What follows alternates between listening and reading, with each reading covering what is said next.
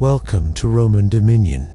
Today, we delve into the extraordinary life of Julius Caesar, Rome's brilliant general, masterful politician, and tragic figure whose assassination changed history forever. Join us as we explore his rise to power, his transformative rule, and the fateful day of the Ides of March. Let's uncover the story behind one of Rome's most iconic leaders. Part 1. The rise of Julius Caesar. Julius Caesar remains one of the most famous figures in Roman history, known for his extraordinary rise from a member of an ancient but relatively modest family to the most powerful man in Rome. His life story is a tale of ambition, military genius, political skill, and relentless determination. In this first part, we explore Caesar's early years, his political beginnings, military campaigns, and the crucial alliances that propelled him forward. Gaius Julius Caesar was born on July 12th or 13th in 100 BCE into the Julian clan, old patrician family that claimed descent from the goddess Venus. Despite this noble lineage, Caesar's family was not particularly wealthy or influential at the time. The Roman Republic was marked by fierce competition between aristocratic families, and Caesar's early life was shaped by these turbulent political times. Caesar's family was connected to the Populares faction, which supported reforms favoring the common people, as opposed to the Optimates, who represented the traditional aristocracy. This connection would deeply influence his political trajectory later on. His father, also named Gaius Julius Caesar, died when Julius was just 16, thrusting him into early responsibilities. Around this time, Caesar married Cornelia, the daughter of a powerful supporter of the Populares faction. This alliance further anchored him in the popular political movement. Early on, Caesar showed a flair for oratory and leadership, but his path was not straightforward. Rome was under the control of the Sulla dictatorship, and many of Caesar's family, friends, and allies were targeted or exiled. Caesar himself was briefly imprisoned and marked for execution, but was spared due to the intercession of influential relatives. This near-death experience likely hardened his resolve and shaped his understanding of power and survival. In his 20s, Caesar began his public career by serving in the military and gradually climbing the political ladder. His early military service included campaigns in Asia Minor and against pirates in the Mediterranean, where he distinguished himself through bravery and tactical skill. His capture and subsequent ransom by pirates is a famous story that highlights his confidence and ambition even while held captive. Caesar reportedly vowed to capture and crucify his captors, a promise he later fulfilled. Back in Rome, Caesar's political ambitions took shape. He became known for his populist policies, appealing directly to the common people and using public games and largesse to win support. His talent for oratory and persuasion helped him secure important political offices, including quaestor and later aedile. His efforts to curry favor with the people were sometimes viewed with suspicion and hostility by the Senate, which saw him as a threat to the established order. One of Caesar's key early political moves was his marriage to Pompey, the granddaughter of Sulla, which helped bridge some gaps between the Populares and Optimates factions. However, his most significant alliance came later with the formation of the First Triumvirate, an informal political alliance between Julius Caesar, Pompey the Great, and Marcus Licinius. This alliance was born out of mutual benefit. Pompey was Rome's leading general, returning from successful campaigns and seeking land for his veterans. Crassus was the wealthiest man in Rome, with enormous financial and political influence. Caesar, though less wealthy, offered political ambition and popular support. Together, they could dominate Roman politics and push through their agendas. In 60 BCE, Caesar was elected consul, the highest office in the Roman Republic. His consulship was marked by bold legislation and political maneuvering, much of it benefiting his triumvirate allies. However, his reforms and populist stance antagonized many senators, deepening the divide within Roman politics. After his consulship, Caesar was appointed governor of the Roman province of Gaul, modern-day France and Belgium. This assignment would become one of the most defining periods of his career. Over the next 9 years, from 58 to 50 BCE, Caesar led a series of military campaigns known as the Gallic Wars. The Gallic Wars expanded Rome's territory significantly and boosted Caesar's military reputation. He faced fierce resistance from Gallic tribes led by powerful chieftains like Vercingetorix. Yet, through a combination of superior strategy, diplomacy, and ruthlessness, Caesar managed to defeat his enemies and bring Gaul under Roman control. His detailed accounts of these campaigns, written in his commentaries, Commentary de Bello Gallico, not only served as propaganda, but also highlighted his leadership skills and military genius. The wars made Caesar incredibly popular with his soldiers and the Roman public alike, elevating his status far beyond what any politician could have achieved through speech alone. Meanwhile, back in Rome, tensions were rising. The alliance between Caesar, Pompey, and Crassus began to fracture. Crassus died in battle in 53 BCE, upsetting the balance of power. Pompey increasingly aligned himself with the Senate's conservative faction, wary of Caesar's growing influence. The Senate demanded Caesar to disband his army and return to Rome as a private citizen. However, Caesar's military power was the source of his leverage. In 49 BCE, refusing to lose his influence or face possible prosecution, Caesar famously crossed the Rubicon River with his legion, uttering the phrase, "Alia iacta est," the die is cast. This bold move was a declaration of civil war against Pompey and the Senate. It marked the end of the Roman Republic's fragile political balance and the beginning of a violent struggle for control of Rome. Caesar's march on Rome was swift and largely uncontested. Pompey fled to the east to gather forces. Over the next few years, Caesar would win several key battles, including the decisive Battle of Pharsalus in 48 BCE, where he defeated Pompey's larger army. The rise of Julius Caesar was marked by extraordinary achievements in politics and war, but it was also shadowed by growing fears and opposition from those who saw his power as a threat to the Republic's traditions.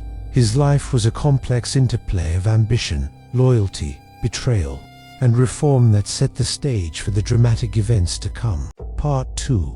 The Rule of Julius Caesar. After his dramatic crossing of the Rubicon River in 49 BCE, Julius Caesar set into motion a chain of events that would forever alter the course of Roman history. This decisive act was more than a military maneuver, it was a direct challenge to the authority of the Roman Senate and Pompey, signaling the end of the fragile equilibrium of the Roman Republic and the dawn of a new era dominated by Caesar's power. In this section, we explore Caesar's rule as dictator, his reforms, the civil war aftermath, and the increasing tensions that ultimately led to his assassination. Once Caesar crossed the Rubicon, the Senate declared him an enemy of the state and threw their support behind Pompey. However, Caesar's swift military advance toward Rome caught many by surprise. Pompey and much of the Senate fled the city for Greece, hoping to regroup and raise a formidable army. With Rome effectively under Caesar's control, he was appointed dictator first for a year, then for 10 years, and finally for life, marking a significant shift in Roman governance. Caesar's tenure as dictator was characterized by a blend of ambitious reforms and authoritarian rule. Unlike the traditional republican leaders who ruled through consensus and Senate approval, Caesar wielded power more directly, often bypassing old institutions and upsetting the entrenched elite. His reforms touched many aspects of Roman life, including government administration, land redistribution, and the calendar. One of Caesar's most famous reforms was the overhaul of the Roman calendar. Prior to his intervention, the Roman calendar was a mess of inconsistent months and years, which had fallen out of sync with the solar year. With the help of the Alexandrian astronomer Sosigenes, Caesar introduced the Julian calendar in 45 BCE. This calendar was far more accurate and remained the standard for centuries, only replaced in modern times by the Gregorian calendar. Politically, Caesar sought to weaken the power of the Senate and strengthen his own authority. He increased the Senate's size from about 600 to 900 members by adding supporters and provincial elites. While this move diluted the Senate's traditional power, it also reflected Caesar's vision of a more inclusive empire that incorporated new territories and their elites into Roman governance. Caesar also enacted significant social reforms aimed at alleviating poverty and addressing Rome's overcrowded urban population. He initiated land reforms that redistributed public land to veterans and the poor, helping to secure their loyalty. Additionally, he enacted debt relief laws to ease the burden on indebted citizens. These policies made him popular among the masses, but alarmed the wealthy aristocrats, who saw their privileges eroding. On the military front, Caesar was careful to maintain the loyalty of his troops. He provided generous pay and land grants, ensuring his legions remained fiercely loyal even as political tensions escalated in Rome. His soldiers revered him not just as a commander but as a leader who cared for their welfare. Despite his reforms and popularity, Caesar's rule faced growing opposition. Many senators viewed him as a tyrant who had destroyed the Republic and threatened Rome's traditional freedoms. The concentration of power in one man was an affront to centuries of republican governance. Among these opponents was a faction of senators who began to conspire to remove Caesar by any means necessary. In 46 BCE, Caesar defeated the last of Pompey's forces in Egypt, where Pompey had been assassinated after fleeing Rome. There, Caesar famously aligned himself with the young Egyptian queen Cleopatra VII, marking a significant diplomatic and romantic alliance. Cleopatra bore Caesar a son, Caesarion, further complicating Rome's politics and Caesar's legacy. Back in Rome, Caesar's authority continued to grow. He was granted extraordinary powers, including the title of dictator perpetuo for life in 44 BC. This move symbolized the end of republican ideals and the emergence of Caesar as a monarch in all but name. While some Romans accepted this new reality, others feared it was the death knell of the Republic and the beginning of a tyranny. Caesar's centralization of power also extended to the judicial and religious spheres. He reformed the courts to reduce corruption and improve efficiency. He restructured the priesthoods and religious ceremonies, consolidating control over these important aspects of Roman public life. These changes reinforced his image as a leader who was restoring order and stability to Rome after years of civil war. However, not all were convinced of Caesar's benevolence. The famous senator Marcus Junius Brutus, once an ally and protege of Caesar, became one of his most vocal opponents. Alongside Gaius Cassius Longinus and other conspirators, Brutus feared that Caesar's rule threatened the very foundations of Roman liberty. They saw themselves as defenders of the Republic, willing to sacrifice even their friendship for the greater good of Rome. The political atmosphere grew increasingly tense as Caesar's power expanded. Senators met in secret, plotting to eliminate what they saw as a dangerous dictator. They planned to strike during the Senate session on the Ides of March, 15th, 44 BCIA, date that would become infamous in history. Despite warnings and omens reported by soothsayers and friends, Caesar ignored the growing threat. He arrived at the Senate on that fateful day, only to be surrounded and stabbed by a group of conspirators led by Brutus and Cassius. The attack was brutal and swift. Caesar was stabbed 23 times. According to some accounts, his last words were "Et Brute," expressing his shock and heartbreak at Brutus's betrayal. Caesar's assassination plunged Rome into chaos and civil war.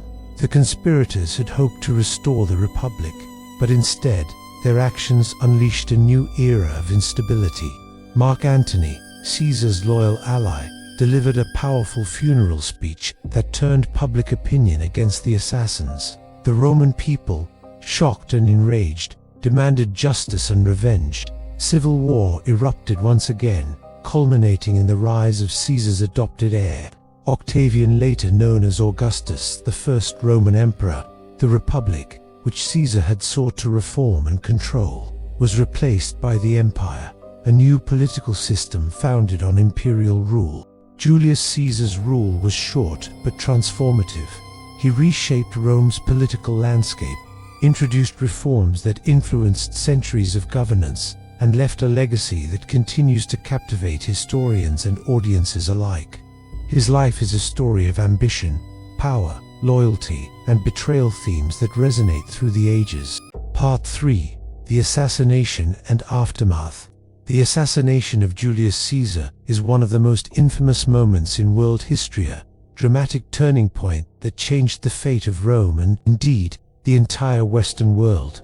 But to fully understand why this event happened, and why it continues to resonate centuries later, we need to delve deeper into the political tensions, personal betrayals, and the monumental consequences that followed Caesar's death.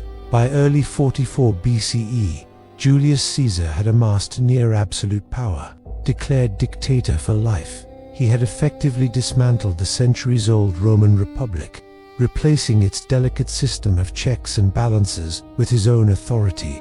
For many Romans, this was a betrayal of everything the Republic stood for: a government of laws and shared power among the Senate and magistrates. To them, Caesar was no longer a leader of the people, but a king in all but name, threatening the freedom that Romans had long cherished.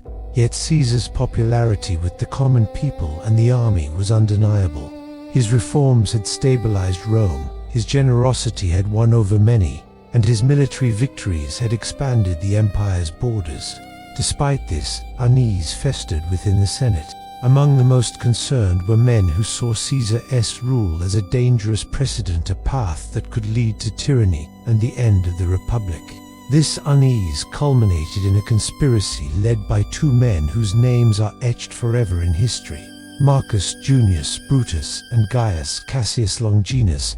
Both men had complex relationships with Caesar. Brutus was thought to be like a son to Caesar, even rumored to be his illegitimate child, while Cassius was a respected general and senator. Together, they gathered a group of approximately 60 senators, willing to risk everything to restore the Republic by any means necessary. The conspirators meticulously planned their strike for the Senate meeting on March 15, 44 BC, known forever as the Ides of March. On that day, Caesar was warned by a soothsayer to beware the Ides of March, and even by a friend who urged him not to attend the Senate.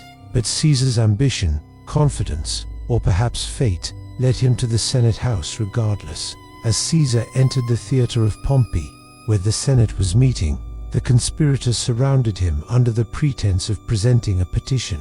Suddenly, they lunged with daggers hidden beneath their togas. Caesar tried to defend himself, but was overwhelmed by the sheer number of attackers. He was stabbed 23 times. One of the most poignant moments of this brutal assassination was Caesar's reputed final words, "Et tu, Brute, you too, Brutus." Whether he truly uttered these words, or they are a dramatic invention by later historians and playwrights, the phrase captures the shock and betrayal felt by the victim. Brutus, once a close confidant, had become a symbol of the ultimate political and personal treachery. But what did the conspirators hope to achieve with this act? They believed that by killing Caesar, they could restore the Republic's institutions and freedoms, ending the threat of monarchy and dictatorship. However, their plan badly miscalculated the mood of the Roman people and the power vacuum Caesar's death would create. Instead of welcoming a return to the old order, the citizens of Rome were shocked and enraged. Caesar was not just a ruler. He was a hero to many, a man who had brought stability, reform, and glory to Rome. The city erupted in mourning and outrage. Mark Antony, Caesar's loyal friend and co-consul, masterfully turned public sentiment against the conspirators. At Caesar's funeral, Antony delivered a moving and strategic speech that praised Caesar's deeds and generosity, while subtly casting doubt on the motives of the assassins. Antony's famous words, "Friends, Romans, countrymen, lend me your ears," stirred the crowd to riot. The violence that followed forced the conspirators to flee Rome.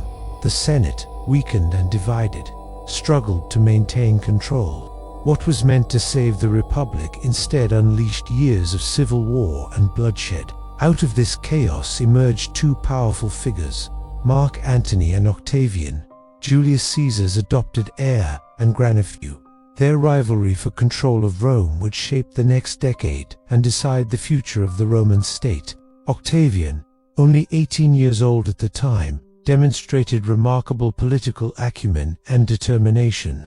He quickly rallied Caesar's veterans and the support of the Roman people, building a power base that rivaled Antony's military strength and influence. In 43 BCE, Octavian, Antony, and Marcus Lepidus formed the Second Triumvirate, an official political alliance aimed at defeating the assassins and their supporters.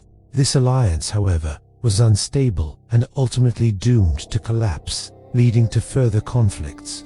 The triumvirs initiated a brutal proscriptions campaign, eliminating their enemies in Rome and consolidating power. Among the victims was Cicero, the famed orator and staunch defender of the Republic, who had sided with the Senate against Caesar. The turning point came with the Battle of Philippi in 42 BCE, where Antony and Octavian decisively defeated the forces of Brutus and Cassius. Both conspirators committed suicide, effectively ending the Republican resistance to Caesar's heirs. Following this victory, tensions between Antony and Octavian grew. Antony's relationship with Cleopatra, the Queen of Egypt and Caesar's former lover, further alienated him from Rome and Octavian. The rivalry culminated in the decisive naval battle of Actium in 31 BCE, where Octavian's fleet crushed Antony and Cleopatra's forces. The defeat forced Antony and Cleopatra to flee to Egypt, where they ultimately took their own lives. With no rivals left, Octavian emerged as the undisputed ruler of Rome. In 27 BCE, the Senate granted Octavian the title Augustus, marking the birth of the Roman Empire and the end of the Republic. Augustus cleverly maintained the illusion of republican governance while holding absolute power, a system that would endure for centuries. Julius Caesar's assassination, intended to preserve republican liberty, had instead ushered in the age of imperial rule. The Republic was gone, replaced by an empire whose foundation rested on the legacy and ambitions of Caesar himself. Caesar's impact on history extends far beyond politics. His name became a title for rulers, inspiring Kaiser and Tsar in later European monarchies. His reforms influenced legal and administrative systems across the ancient world and beyond. The Julian calendar he introduced became the standard for over 1,600 years, affecting daily life globally. His writings, speeches, and military campaigns continued to be studied for their strategic brilliance and political insight. The story of Julius Caesar is a timeless narrative of ambition, power, loyalty, and betrayal. It reminds us how the pursuit of greatness can inspire devotion and fear in equal measure. His life and death changed the course of history, leaving a legacy that still fascinates millions. Thank you for joining us on this deep and fascinating journey through Julius Caesar's life, from his rise to power, through his transformative rule, to the dramatic events of his assassination and their far-reaching consequences. His story teaches us about the complexities of leadership, the fragile nature of power, and the enduring struggle between freedom and control. If you enjoyed this video, don't forget to subscribe to Roman Dominion for more captivating tales from ancient Rome. Until next time, stay safe and see you in the next Roman Histories video.